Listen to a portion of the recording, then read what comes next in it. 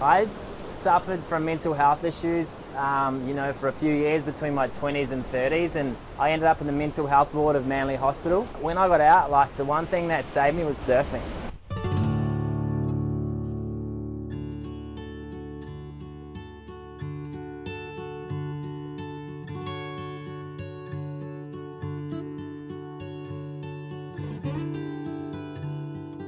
I think once you get in the water, it just rinses off all the bad vibes and makes bad times that little bit easier and makes good times that much radder. And that's why you see so many people smiling when they're on a wave or when they run out of the water.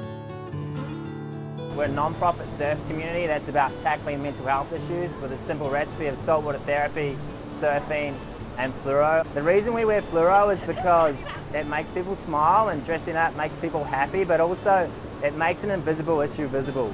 Every week at 6:30 in the morning, we get down there, we have like an anti-bad vibe circle, and a couple of people share stories about why they come to Fluro Friday. It might be personal stories, or it might be people that are supporting, and then we go surfing, some people do yoga, and it's just a community, like one big family connected by the sea that's passionate about mental health.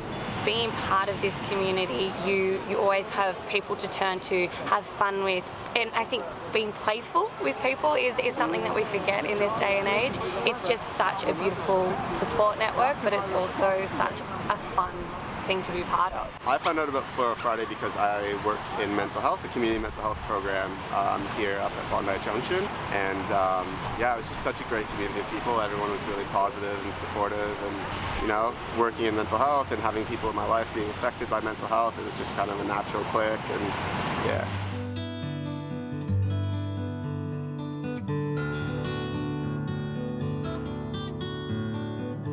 One of the girls, was a really sad story where she actually tried to walk into the ocean on a Thursday night and take her life with rocks in her pocket, and then she thought to herself, if I can just make it through to Fluro Friday, things might be okay because there's people that care. And she made it down, and everyone just gave her a massive hug, and 2 weeks later she got up in front of 70 people and told people that story, and that helped her, but it also helped the community because it allowed others to open up and understand that everyone's fine about it, nothing about, so we just need to share and talk about it.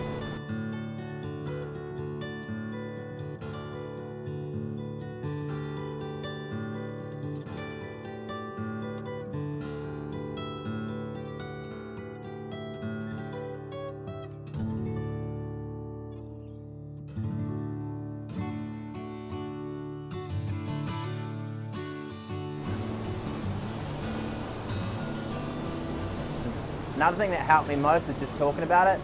Started telling a couple of buddies, I had bipolar, and I found out that some of my closest mates were also suffering. Life is rad, but it's actually really shit sometimes, and that's where you need your buddies in the ocean most, I think. There's all these good people who are passionate about surfing and mental health, and we've created this community, but it's not because of me. It's just, we're lucky. Like now there's been more than 100 beaches around the world that have done Fluro Fridays and created communities, and that's not because of me. It's because these people, these legends, have paddled out in fluoro at their local beach and then created these big communities. So currently we have over 100 beaches that have done Fluro Fridays around the world, and there's 20 of those beaches that have regular communities that run Fluro Fridays once a week or once a month. And so that's 18 in Australia, 1 in New Zealand, and 1 in LA. And so by the end of this year, we want to get to 30 of those communities that are running, those regular Fluro Fridays. And then we want to have 150 beaches around the world that have run a Fluro Friday. I think that really helped me was people just being there and listening, You won't, don't underestimate the power of just giving someone a hug. There's something about depression, anxiety, bipolar, because you can't see it, you don't do that, and I want to try and change that.